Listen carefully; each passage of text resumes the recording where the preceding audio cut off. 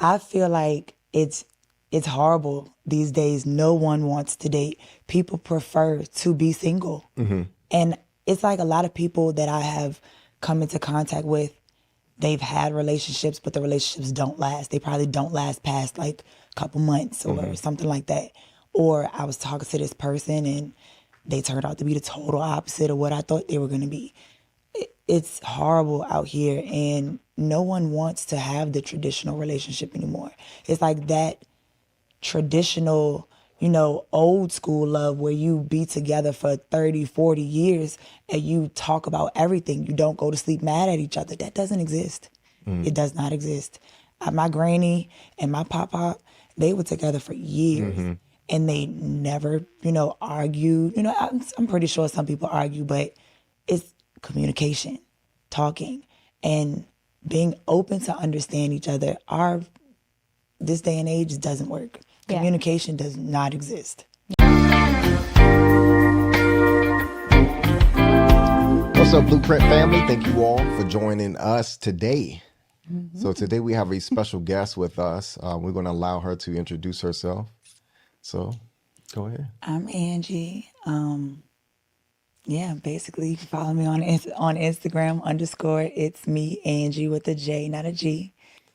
And thanks for having me today. Yeah. Nice. Thanks for coming. Yeah. So I guess we wanted to ask you some questions in regards to relationships and dating, especially in the modern times, in the modern world. So that is our approach here.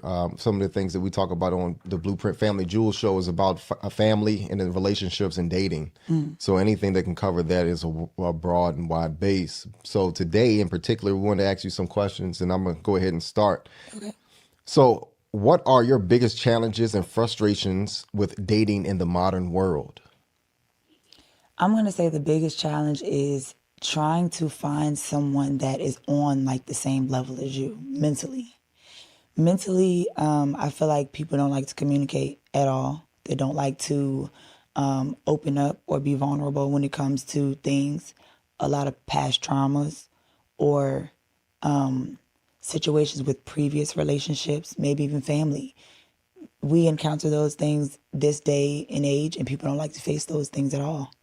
I feel like that's the biggest challenge with relationships is just communication and being open about, how you feel.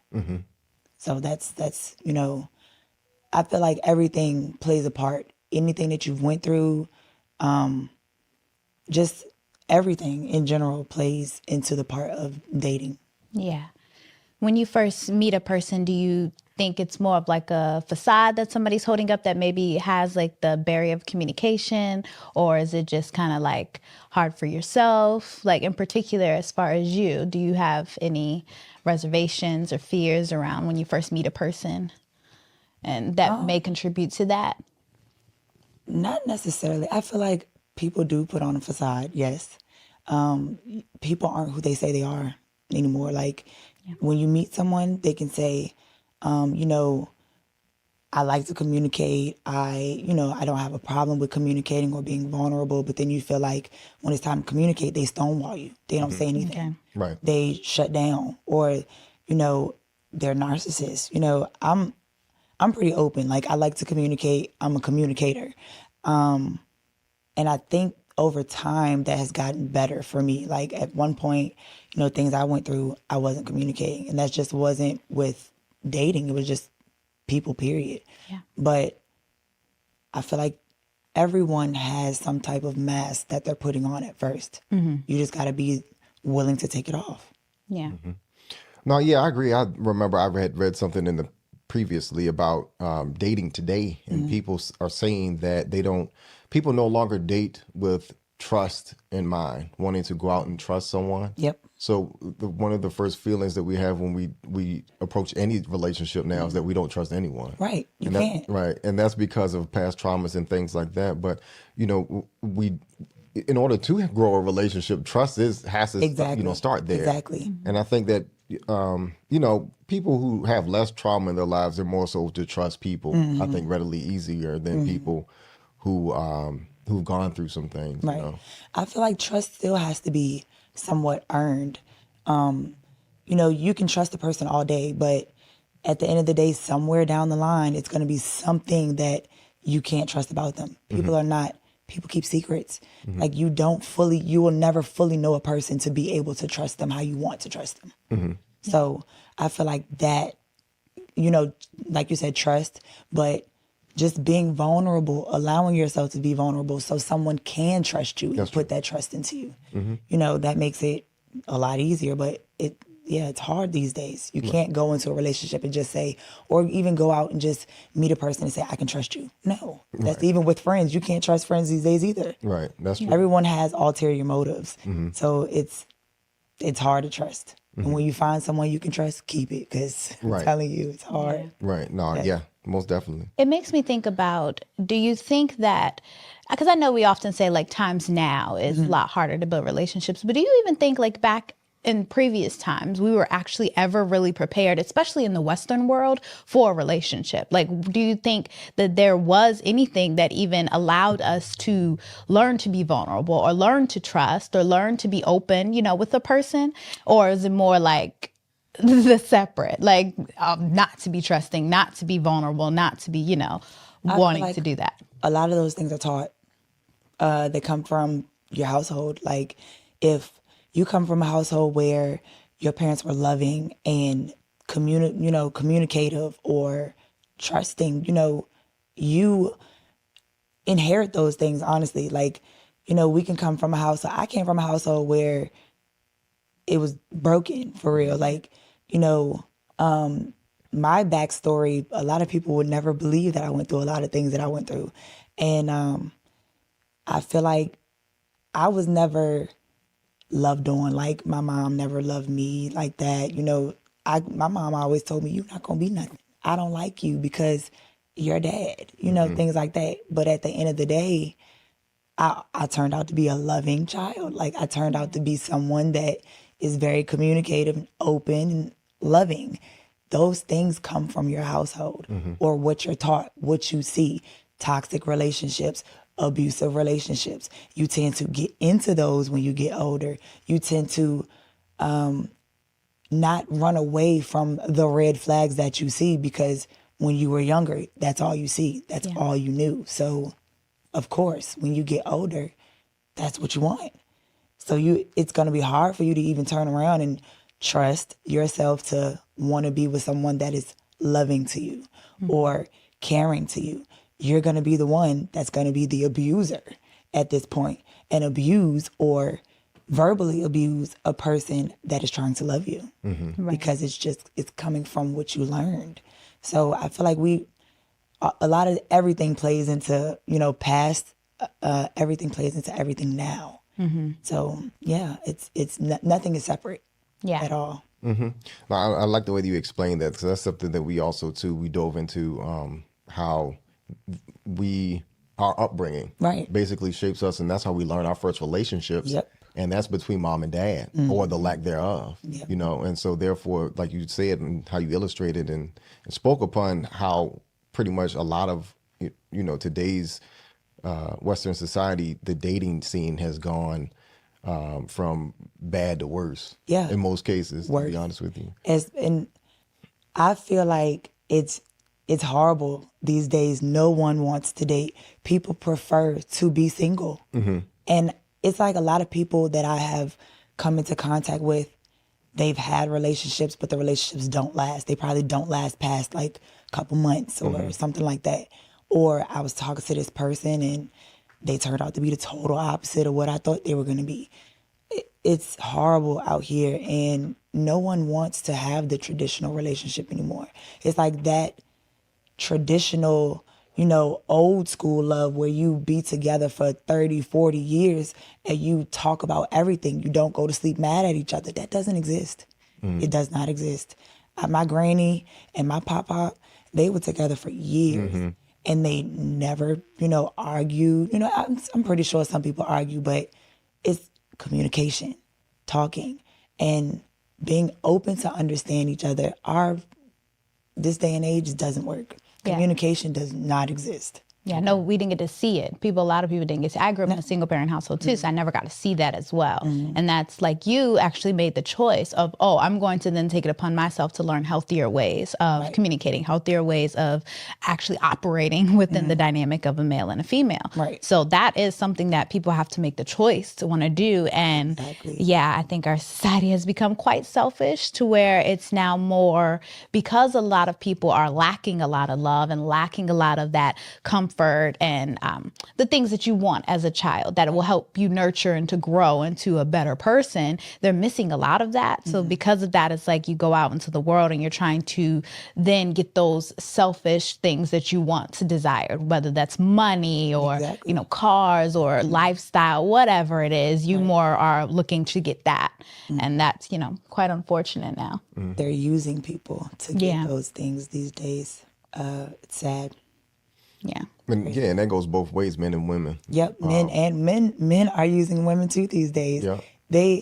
I'm not gonna say these days, because it has been times where before men were doing the same thing, but it's like now women are the men. Yeah. Women are turning into the men. They're using the men to get what they want out of them, and then they're leaving them. And it's just sad to say this is what society turned into. I never would have expected the dating scene or the relationships to be what they are now. It's sad. And like you said, you have to make the choice. But I'm 33. I'll be 34 this year. People that are my age or younger tend to be the ones that are stuck in their ways, that don't want to make the changes that they should to accommodate to be a better person in a relationship or to even have a healthy relationship. Yeah. To be honest, I expected. I know you said you didn't really expect it, but I kind of did see the natural digression. Is that the right word? Yeah.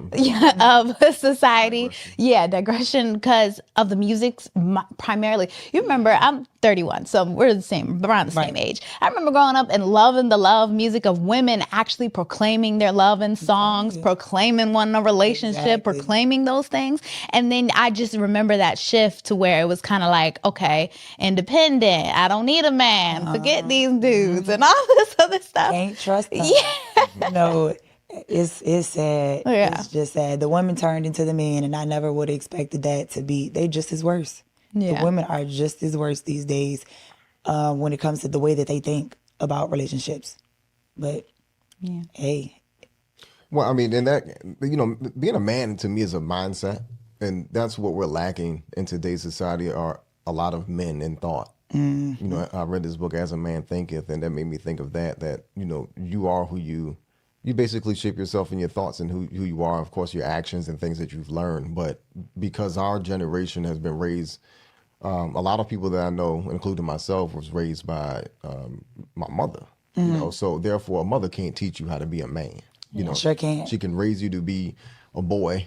But after a time, you know, they used to have rites of passage in societies and things like that. And here in the Western culture, we don't have that. It's more so like making mistakes and trial and error. Right. You know, and we have to learn from those mistakes. And that's up to the boy and us who want to become a man, having to go through and having to, you know, decide with ourselves that, all right, I'm going to start making the right decisions. Right. And being a provider and protector.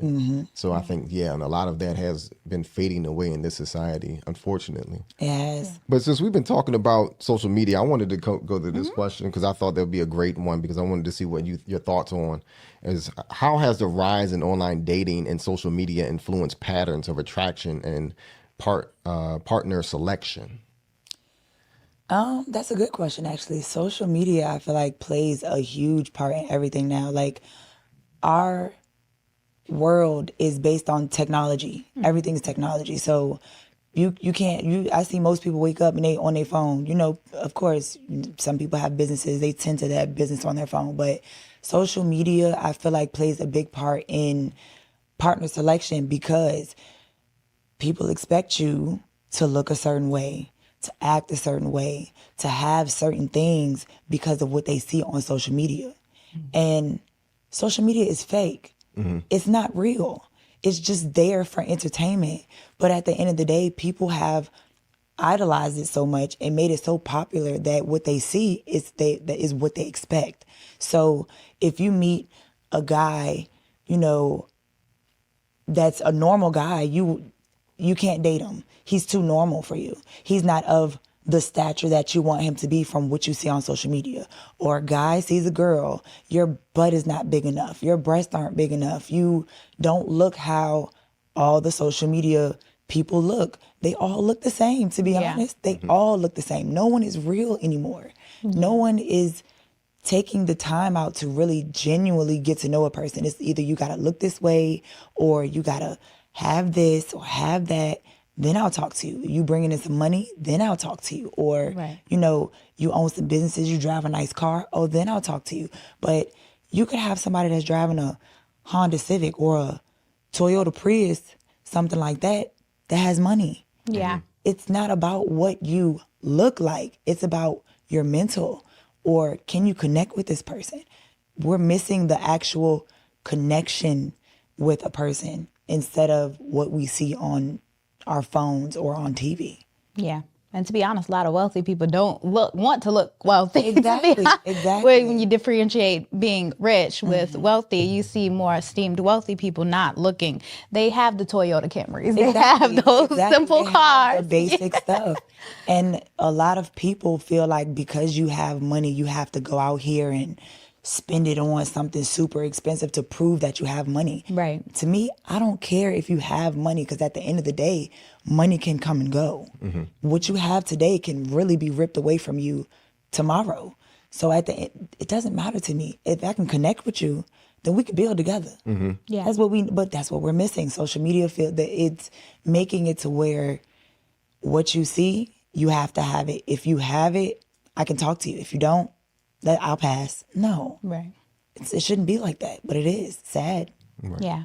Not to mention the devastation on self-esteem that is Yes, played. it does play a big part in your self-esteem. Like if you don't look good enough, or if you don't look like the social media girls, or you know what you see on YouTube, a guy can make you feel like this big. But nowadays, girls can make a guy feel like this big. Yeah. Because you're not meeting up to what they see on TV or on, you know, the internet. Yeah. Yeah, that to me, those are unrealistic expectations. Right.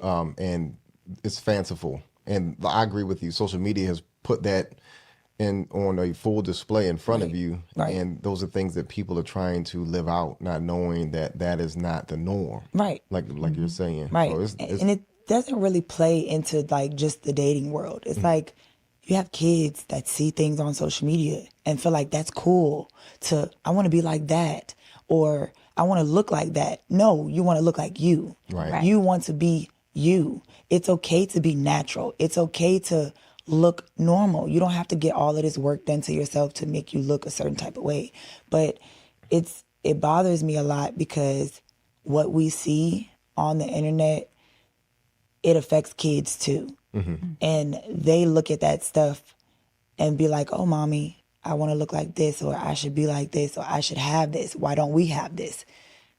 It's not real. It's not real. What's real is what's in front of us. Right. What's real is what's in the now, what's going on right now. Yeah.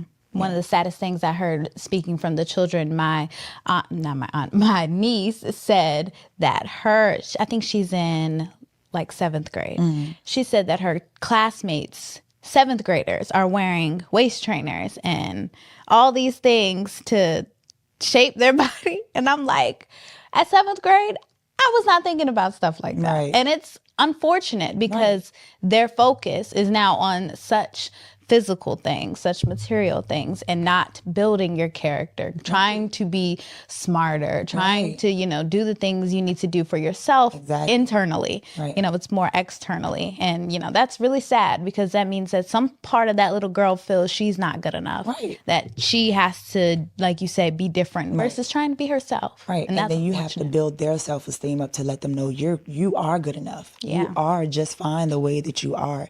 Kids don't pick up books no more. No. They don't play outside anymore. Instead, they're stuck to a video game or on Instagram or YouTube, TikTok. Everything that they see, they feel like they have to look like. No, you don't. Just be you. It's okay to be you. Everything is not just like you. I've noticed that some girls that are, influencers or whatever. They get their body done. Next thing you know, you in the gym with a waist trainer on. Like, you done turn around and you been working out all this time. Lady, you just turned around and just bought your butt maybe a couple months ago. You just got your healing done. And now you want to put on a waist trainer and say, get in the gym. Get in the gym. You should have been in the gym to work for your body in the first place. Exactly. Yes, you got to maintain it. But, I'm not telling nobody what to do with their money. I'm not knocking nobody for what they do.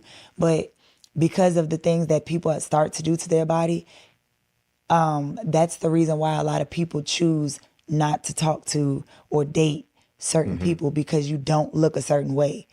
It's not fair. Yeah. It really isn't. Yeah, that's kind of why we do what we do. If anything, to help kind of shift this slightly, because when you look at the children, we're already realizing how bad it is. Exactly. Imagine how bad it's going to be for them. Exactly. So it's like, wow, we got to do something. We have to have these conversations. Right. We have to have something that they can see to hopefully spark a little something in them to be like, I agree. Maybe I can, change it up a bit. Maybe we still got hope. Right. Hope somewhere. I want to ask this question. What impact do you think the rise of single-parent households has had on today's dating culture?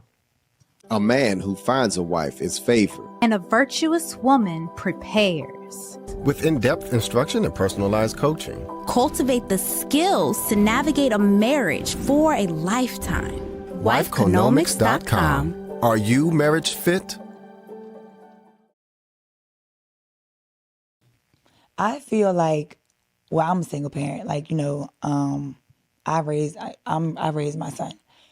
I feel like single parent households and dating, I don't know. It's kind of hard to answer that question, because I feel like as a single parent, I've noticed that some guys don't want to talk to women that have kids. Let alone you're a single parent, you automatically have drama with your baby mama or your baby dad or whatever. No, it's not like that. You can co-parent. You can be cordial. Or it's just times where the parent is not active or anything like that. And I feel like some people run away from that, feeling like they have to play the stepdad or the stepmom role, when that role is given. You have to earn that role. Like, no one's just going to automatically jump into it and say, oh yeah, you're going to be the stepdad or the stepmom. No, because it takes time to introduce kids to your partner. You don't automatically just go and say, hey, this is my partner. No, it takes steps. You have to ease into that. Like, if I turn around and go out here and I get me, a man or whatever, I'm not going to just introduce my son to him and say, this is you're not going to even meet my child until I know we serious. We building towards something. I feel like, I don't know, it's too many people, and I'm not speaking for everybody. I'm just know that I come across some people that turn around and just want somebody so bad that they just, jump into anything. And you have kids, not just one, you might have numerous, and you're raising them by yourself. Now it's like, this person, this is the dad because, you're with them. But what are you showing your kids when y'all break up? Oh, this is not my dad anymore. Now you get a new partner. This is my new dad. No, it doesn't work like that. You got to ease into those things. I'm not one to just rush into letting my child meet somebody new. I have to know that they're right for me and that they're right for my partner. For my child.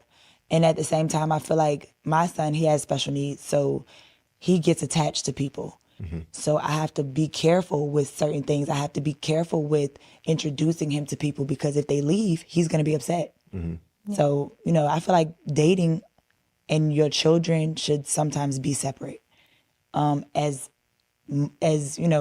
long as possible, until you know that y'all are serious before you let them, meet your children. Now, you said something that along the lines that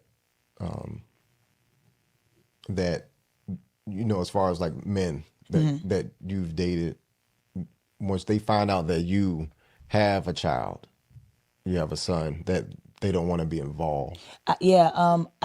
Some men don't like, and this is just having conversations with just guys or females. So I have noticed some men don't like to date women that have kids.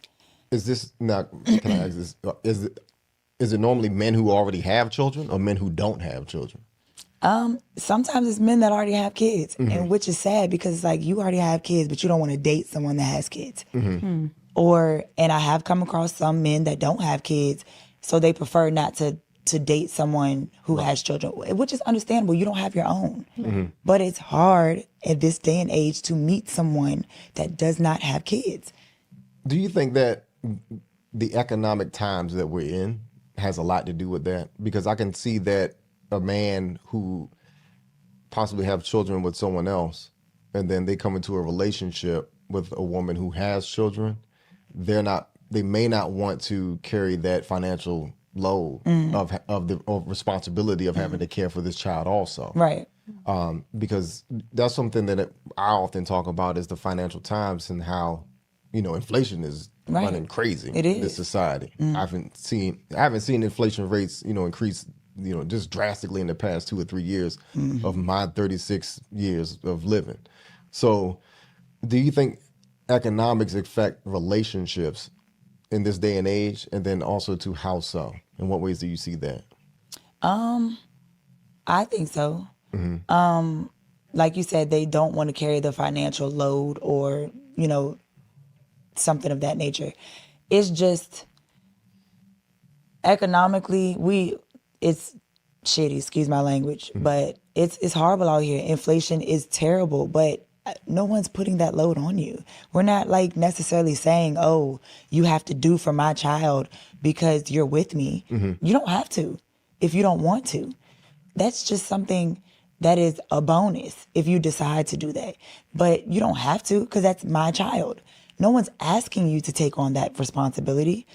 That's understandable that you may have your own situation going on or whatever, but I've never looked at a situation where, I date someone who has children and I don't consider them, as part of what we have going on. Like your kids are with their mom or whatever, but, if they want to come over and be here too, that's okay. I don't have those issues. Economically, I don't know. That's a tough question, actually. It's very tough because, like I said, everything plays a part in everything. Economically, yes, it is hard. Yeah. Yes, it is. Because when you look at like back then, Yeah. it was much more prevalent for a man to be open to taking a woman with children. It was easier to do that, especially when you consider being able to afford a bigger family back then. We often talk about how a factory worker could support a full family of 5 back then with no problem. You can't do that. Nowadays. A factory worker is struggling to take care of themselves. So- Right. So they definitely can't take care of a whole, family full of, let alone 3. It's hard. Yeah. It's hard. A family of 2, it's hard. Minimum wage, why is it still what it is? You still got here, some jobs paying $11 an hour. What are we? Rent is $1,400 and up. Why aren't we raising the rates to be able to help people that have children or, single parents out here? It's hard. It's very hard. That's another reason why, to be honest, audience, we love to encourage relationships because then you have someone to work with, right? Exactly. You're able to split that, Exactly. $1,400 rent is now $700 if y'all both can come together and But do we it. I agree, but I also disagree with that because you have some households that will have another partner and they won't do anything. They won't hold up their half or their part of the responsibilities. You have women that are supporting the households now. You have men that are just supporting households. It's not equally yoked like it used to be, where you can have, like you said, it used to be men are the providers. It's women that are out here being the provider now. It's men that are staying home taking care of the kids. But it's not equal roles anymore where people are meeting you halfway. It's either you're taking on the responsibility of everything or, you're not doing anything. Right. Well, in the dynamic of the woman being the provider and then the man, if, just hypothetically, and the man is staying home, I would still consider his contribution as being a stay-at-home parent just as beneficial, because you look at the rate of daycare, right? For example, daycare, some women go and they work and all their side of the salary goes to daycare completely, because you got 3 kids and all 3 of them are in daycare or whatever. Right. So it's still, in a way, if the one parent is staying home, it is a way to contribute to the household without it necessarily having to be financially. But I totally agree in the sense of when you have 2 people, it's very important that you have established the roles and what that's going to look like, the dynamics of who is going to maybe pitch more if one has the better, job, or one who doesn't. But to be honest, I don't know many women who are in the provider role who want a man who isn't making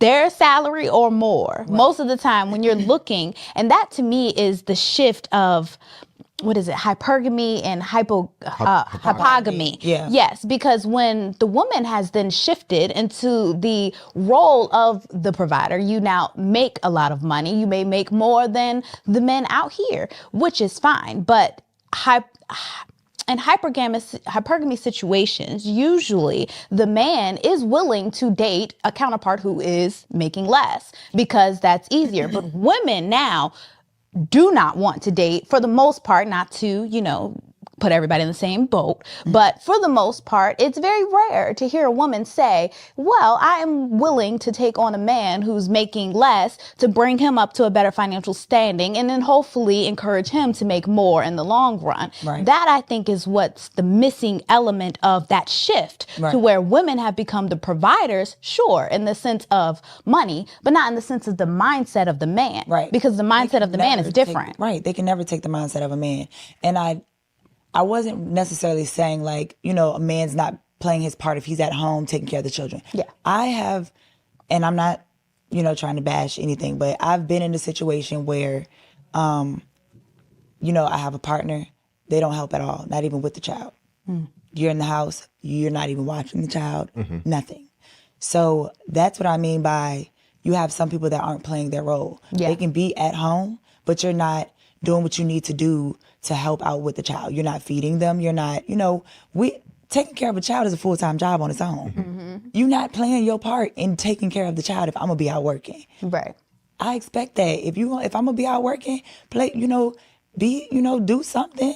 Yeah. I don't care if it is washing the dish, cleaning the house, cooking, something. Women turning around, we going to work, we coming home, we cooking and cleaning, we got to tend to your man, all types of stuff. It's not the same. Our mindset is a woman. A man can never be a woman. Yeah. A woman can never be a man. It's, we can't take the role of a man. The mindset, we can never be a man. We can never take on the mindset of a man. It's just, like you said, hypergamy and hypogamy or whatever. Like, I feel like a man will talk to a woman of less stature. Sometimes it's a control thing. Sometimes they want to have that control to say, I'm making the money. You do what I tell you to do. I've been in a situation like that too. It's controlling. They rip you away from everything. They take away your independence to feel like you need to make you feel like you need them. And a woman, of course, you have to have some type of, financial stature for them to be able to talk to you. I think it's always been like that for a woman. You have to have some type of financial stature as a man to feel like, a woman dating a man with some type of money, you're going to be able to help do something somewhere. Like, if they want, sometimes I could say women go after a man of better financial stature because they want things out of them. Not all women, but some. I have come across some that are like that. They use men for what they can get out of them. Sad, but yes. Yeah. Yeah, men are naturally supposed to be providers, right? Protectors, and then women, then men look for women to help support them. Supposed to, right? A real man looks for a woman who helps support him in his career, to help build the family and things of that nature. For her to be a nurturer, support system, backbone for the household, right? And now in these times, like you're saying, is that it's hard. It's harder to find those type of dynamics as far as those roles and those Very hard. roles and how traditional roles are. A man who finds a wife is favored. And a virtuous woman prepares. With in-depth instruction and personalized coaching. Cultivate the skills to navigate a marriage for a lifetime. Wifeconomics.com. Are you marriage fit?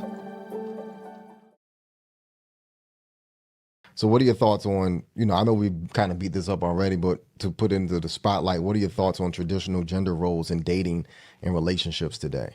So I know you've already talked about how they've flip-flopped and more so Right. now but I think that to add to that, there is discernment. A lot of these women today are not discerning on their mates, on who they're putting into their lives. Right. Like how you said that now these times are you seeing more men that aren't working and not putting up their fair share of the effort of actually wanting to be the sole provider in the relationship? Because how I see things is that a man is supposed to want to be sole provider and take care of his wife and family, so Right. that his wife can take care of the household, not trying to tell her what to do or strip away her independence, so to say, because you all supposed to come together as one, Right. and then help manage the household. But like my wife said, that the man answers to God in the household, and the woman, she answers to the man. Right. More so. So what do you see as far as traditional households today? They don't exist. They don't. They don't. Traditional households don't exist.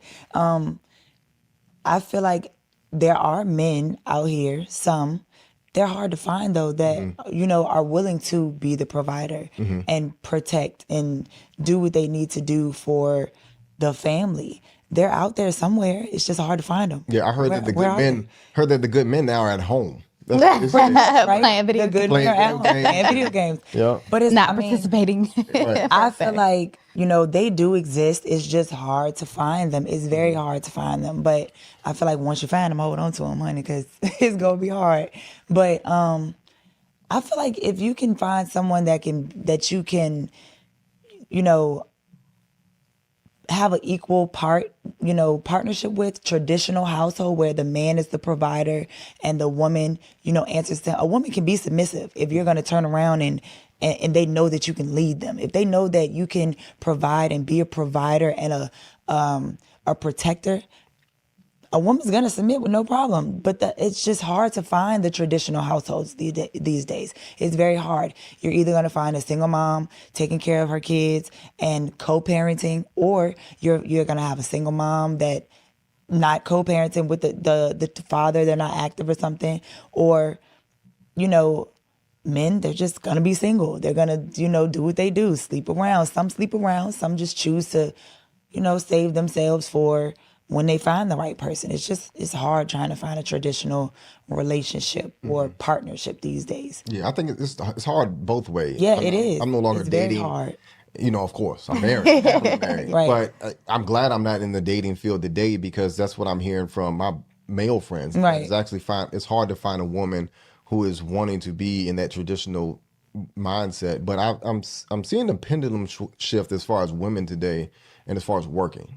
Yeah. Do you feel that women are loving being this independent woman and having to work all these No. hours? No. Okay. Because women don't like to sit up there and having to feel like we have to work so hard to provide. Like we work so hard, and I can say I understand where a man come from when they turn around and gotta bust their tail to provide, because you have children. You got, if you don't have children, that's a plus.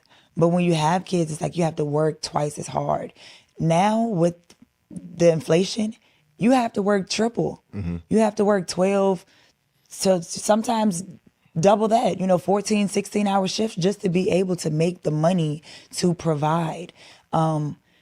It's very hard out here, and it's sad to see what the world has turned into and how hard it is for traditional dating, or just I'm gonna say it's okay to be independent, but everyone needs someone. Sometimes it's okay to submit. It's okay to let someone else lead for you. It's okay it's not taking away from you because you allow someone else to do for you or to help you. It doesn't make you less independent. It's just allowing someone to help.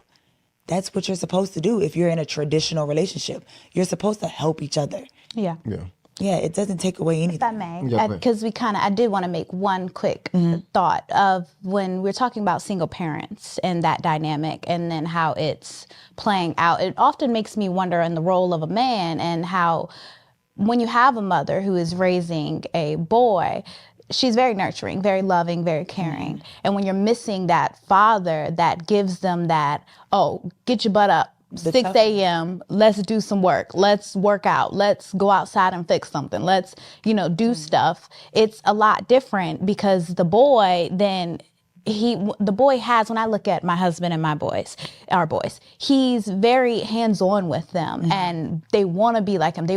It's so funny. They get up early and they're like acting like they're going to work with him. They're looking forward to taking on that role. But when you're like missing that man, it's kind of, it's unfortunate we can't choose our situations that we're in, right. But it plays a big part in the boy being able to see what they need to do and have that example. I think boys learn a lot from just seeing it. Yep. When we homeschool our children, so I do it different. Yeah, and you see how hands-on, right? Boys are very hands-on. He's in school now. I homeschooled him from kindergarten or whatnot, and I'm thinking about homeschooling him again.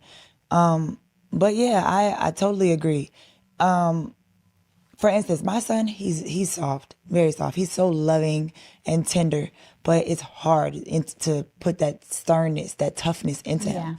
I can't teach him how to do that, but I can't say necessarily a woman can never teach a boy to be a man ever. That we were never taught how to do that. But you do have some women who are hard on their boys to put that toughness into them when the other parent is not there. Yeah. Me, I'm just a lover. I've always been a lover. It's hard for me, but it's like my son, he wants to be, I can't say he wants to be tough, but he wants to be like soft. Like he's a lover. Like he wants to have friends. He wants to make friends. He wants to love everyone. He even if you're mean to him, he still wants to be your friend. That's just him in nature. And I remember at one point when me and his dad were together, his dad's like, you can't be friends with everyone. You can't, but don't tell him that as a child because they don't understand. Let them go through life and figure it out because sometimes they do have to go through it and figure it out on their own. But I do wish that he had like the male role model to look up to say, oh, okay, I can do this, or I want to do this. I want to be like this. My son, he wants to be a gamer. He doesn't want to be like, out here doing, hard stuff. He's just a gamer. He's been like that since, like I said, he's special needs. He has autism and ADHD. So he's just been into video games. He's going to be one of those kids that are going to have, he's going to be a good man as he gets older because he's a gentleman. He's very much a gentleman, but I just wish he was a little bit tougher and not as soft as he is. Yeah, I would encourage introducing him if you could find outreach programs where men want to be mentors to, or maybe even getting him into some sports to where he's with a coach who can then, get him to do something. Like sports. I know. Sometimes though, you may have to add that little nudge of, baby, just do this year, see how you like it. You ain't got to, but it helps. Exactly. Yeah, I'm trying to get him out there to do it because like he just got swim lessons through school. He was terrified, but that's just, most autistic kids are terrified of swimming and stuff. Like he was terrified, but he completed it and he did it. And he felt good about it. Yep. And it's so crazy that you said something about sports because on the way to, take him to his aunt, I'm like, if you could play a sport, what sport would it be? And he said, Mommy, I want to play soccer. I said, okay, cool. He said, yeah, I just want to learn how to kick harder. That's fine. We're going to get you into some soccer. Yeah. Yeah. And let the coach take him under the wing. Right. I feel like we need that. And back to what you were saying about mentorship. I feel like there should be more programs like that. Like that. There aren't any programs like that, like there aren't any, I'm going to say there aren't any, but there aren't as many mentorship programs or, you know, what happened to the Boys and Girls Club, you know, stuff like that where you used to go to after school. I don't see too many of those programs anymore. I feel like we need to bring those back. You know, what is it when we used to be in school? Big Brother, Big Sister, where you would take someone under your wing to mentor them.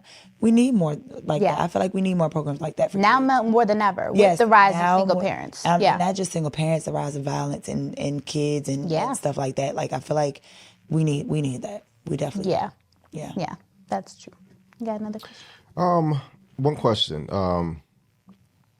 What do you think are the characteristics and qualities men are looking for in a woman today? Oh wow. I know, you know, of course you're not a man, but what do you think, not in the idea of, you know, a real man, like a provider and protector, what will get those men out of the house to go looking for women, a real I'm man? gonna feel like a woman that is submissive, like, you know, that can allow a man to be a man, allow a man to lead. Because there are some good men out here that don't cheat or, you know, step out on their partner. There are some. It's just hard to find them. But I feel like if you can be a woman that, you know, can submit to them, allow them to lead, allow them to be the provider, allow them to do what they're supposed to do as a man. Some women aren't able to allow them to do that. If you can allow a man to do that and be open or caring about, hey, how your day? You know, are you okay? Let me cook some dinner, stuff like that. I feel like a wife material is what a man is looking for. The old school love that really doesn't exist, I feel like some men still look for though. Like, for instance, when you met your wife, what was the qualities that you were looking for in to make her to say, I want to marry her? Well, when I first met her, I wasn't intentional at all about marriage. Right. So Yeah, we were younger. Yeah, we were young. But I mean, what qualities were that I wanted someone to help support me. I wanted to support her as well. Right. And be of service. Right. So that's what marriage was to me, even though, trying to find review of what a good, healthy relationship looked like. I wanted to be of service to my wife and then put all the puzzle pieces together and figure out how to raise a family. Right. So that's what was instilled in me on trying to figure out on whether or not I was ready for marriage. And what I'm realizing now, what I know now, is first I would have been more so of a provider first, and then tried to go find a wife. We built together to get me to where I am now. And that's how it should be. Right. Together, like you want to meet a person where you can build with them together. Right. You can be supportive to her and she can be supportive to you. If you want to be a provider, then that means the female would have to be supportive in what you want to do to be able to provide for the family. Right. Once the man who wants to be the provider can get to where he wants to be, then you can then get to where you want to be. You just have to allow them to be able to get to where they need to be to help be of support to you. If a man, their traditional role is to be a provider, how can they provide if you're not supporting them in what they need to do to be able to provide? You know, so I feel like if a man can find a woman that can be submissive and allow them to lead while they be a supportive in whatever career or their goals, you can then build together to, you know, have a solid foundation. And that's where it starts is, you know, meeting someone that can be on that same type of mindset or thinking as you. In your mind, breaking it down just a tad bit further, when it comes to submissiveness, how does that look and play in your mind? So I feel like if a man can show that they can be a provider and that they can lead, you know, that they can make decisions and also include you in those decisions, then okay, by any means, you go ahead. And I feel like when you're submissive, you trust that they're going to be able to make the right decision for the family. You put that trust in them to say, okay, I'm going to fall back and I'm going to let you do what you're good at doing. And because everyone, is good at, the man is good at something, the female is good at something. So if a man says, I'm good at providing, let me provide. You sit back and let me do this. Or if you're good at something, the man's going to sit back and say, okay, babe, you handle this, because I know that you can lead in this aspect of our relationship, and I can trust that you make the right decision for the family. Or the guy's going to say, babe, I got this. You sit back and let me take care of this. And you can trust them that they say, okay, I know that you're going to make the right decision for the family. So I feel like that's what submissiveness is just trusting your partner enough to make decisions to lead your family in a certain direction, and you, by all means, let them do that because you trust that they're going to make the right decision.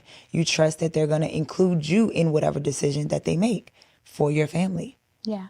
If I may, there's a huge level of vulnerability in being submissive that I think women are missing. A lot of it may be out of fear, trauma, but vulnerability plays a large part in even if the man hasn't quite shown you that you can trust him yet, you're vulnerable enough to submit yourself to the experience. Vulnerable enough to submit yourself to the opportunity. You allow your decisiveness, to decide, do I continue to submit to someone who is not playing their part? Or do I, or keep going because they're going and they're doing their role, So I think there's a level that women often miss, is that vulnerability to, even when that trust may not have been shown yet. Because I will admit, for me, I've always been kind of very submissive, regardless of, and that's just natural, I guess, having a Christian background growing up. When it comes to a man, I'm not trying to overpower him. I'm not trying to fight him. Because I want to allow a man to back down. So it's that level of, I know you're stronger than me. Women now, they quite frankly don't care about the physique of a man. They'll hit a man too. They'll do all these things that kind of put them more in the aggressor role versus to actually allow that vulnerability, that chance to be a woman. And then I understand too, trauma. Like, I didn't have a good childhood either, so trauma does play a huge part. But then it's still a level of trust. And honestly, I think your first trust has to be in God. So then once you trust and learn to allow God to work in your life, and then you say, all right, God, I see a man that I like. I'm going to be vulnerable. I'm going to submit. If this doesn't work out, I trust that you will reveal to me before things go wrong. So then that way you're able to do it. God is I feel like a relationship, as long as you have God in your relationship, you can make it through anything. Because if you can make it through the hard times alone with God, you can make it through a partnership or a relationship with God. Your relationship, I feel like any relationship should have God in it. Some people don't, some people prefer not to have, close relationships with God. I believe in God. I lean on God for everything. God has gotten me where I'm at because, I pray to him. I go through my moments where, God, I can't do it. Help me figure it out. But I lean on him through those things, which I feel like if we lean on God for our relationships, he will reveal to us the things that we need to see. And he will reveal to us if this person is someone you should submit to. If you ask, okay, God, I want to allow this person to be a leader. I want to allow this person to, be a provider. Show me what I'm supposed to do. Show me the signs. I will listen. If you can be submissive to God, you can be submissive to your man. You can be submissive to allow them to do those things. You can't, that's their job. A man is supposed to do that. Why can't we allow them to do that? It's okay you can still be independent in a relationship with a man. It's not like they're trying to take your independence from you unless they're trying to be controlling. But It's okay to allow a man to come in and do those things and still be independent at the same time. You can be vulnerable in a relationship. It's okay. That's what a relationship is for. To be vulnerable to each other, to say, okay, I feel this way. I disagree with this.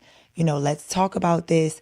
And you come to common ground to say, okay, we're going to get through this together as a union. You build the foundation to where you can withstand those things. You can say, all right, this is our foundation, and we built it strong enough that we know whatever we go through, we're going to make it through, or I'm going to get through it for us.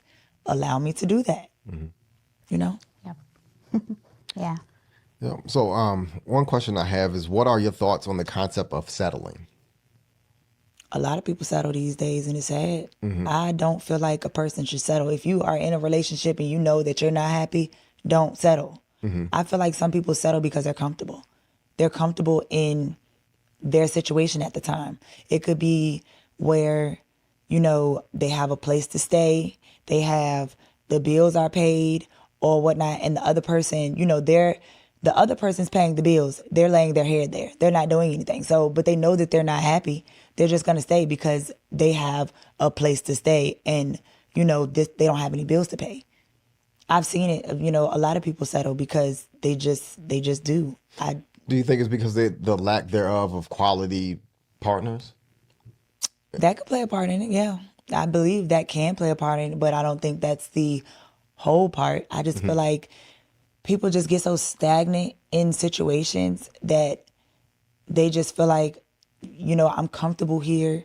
If I go somewhere else or say, I leave, I'm not going to have this person, this person is not easily accessible to me anymore. Once you're done with this person, sometimes they shut that door completely. Like once you're done, you're not able to come back. But I feel like that's what it is these days. Like a person feels like if I leave, this person's not going to open the door for me to come back again. People just get so stagnant in their ways. Some people don't like to grow. Some people don't like change. I feel like that's why some people settle. Okay. Yeah. Well, I think this has been a great conversation. Yeah. Yeah, most So definitely. Yeah, we really appreciate it. So I guess we can go ahead and just wind stuff down. As always, if you can please like, share, and subscribe to our channel, The Blueprint Family Jewels. We would really appreciate it. And again, what is your, how can people find your Instagram? I'm on Instagram at _it's me Angie, and it's spelled with a J, not a G. Thank you for having me. Yeah, no, thank you. It was a great conversation. Yeah, really appreciate it. So hopefully this can shed light. Especially it's been insightful for me and my wife on the dating scene and how things have changed. I've heard it from my male colleagues, not a lot from females, on what has been going on in today's society. But hopefully to the viewers out there, you all have gotten something, learned something from this, and have and more people can speak on that. I'm sorry to cut you off, go ahead. but more people can, speak on what they, agree with and what they disagree with. Maybe they can, it sheds some more light on how they go into situations from here on out, I guess. right. In most that definitely. comment section. Yeah, drop those comments, and if you can, like I said, like and share and subscribe to our video. So until next time, Blueprint family, thank you all for joining us. We'll see you next time. Peace. Peace.